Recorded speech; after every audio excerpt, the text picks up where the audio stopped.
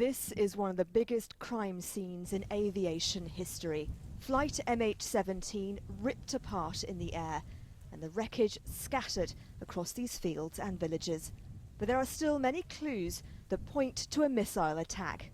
Investigators will be searching debris like this for any holes made by the shrapnel and any explosive residue. Although both sides possess the same technology, there is growing evidence it was a separatist that fired the surface-to-air missile that brought down the aircraft. An hour before MH17 was shot down, a reporter saw missile launchers in separatist territory. This is the dispatch he sent. An Associated Press reporter on Thursday saw 7 rebel-owned tanks parked at a gas station outside the eastern Ukrainian town of Snizhne. In the town, he also observed a Buk missile system, which can fire missiles up to an altitude of 22,000 meters.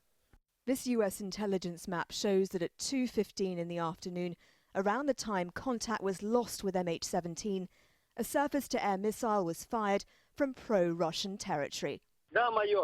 And Ukrainian intelligence says this conversation happened just after the plane went down. In it, a top separatist commander tells a Russian security official they've shot a plane down. We can't verify this recording. The separatists shot down an Antonov 26 military transport plane on Monday the 14th of July, 3 days before MH17 was shot down in the same area.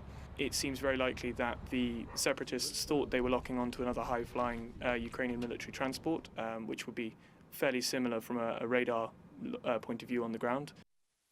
3 hours later, separatist leader Igor Girkin, or Strelkov as he's sometimes known, tweets, "We warned, do not fly in our skies." That tweet was later removed, and this is what he had to say when asked if he brought down the airliner. I did not have any Buk missile launcher under my command, and I did not give any orders to bring down a Malaysian plane. Russia accuses Ukraine of shooting down MH17 with an air-to-air heat-seeking missile. But military experts say the pattern of shrapnel holes on the fuselage tells a different story. So not only would an air-to-air missile hit further back near the engines, so again wouldn't see heavy shrapnel damage by the cockpit, but it would also be a very different kind of shrapnel damage. It would be much more of a localized cut through components there. To prove this, the wreckage needs to be taken away and pieced back together. The relatives of those that died in these sunflower fields deserve answers.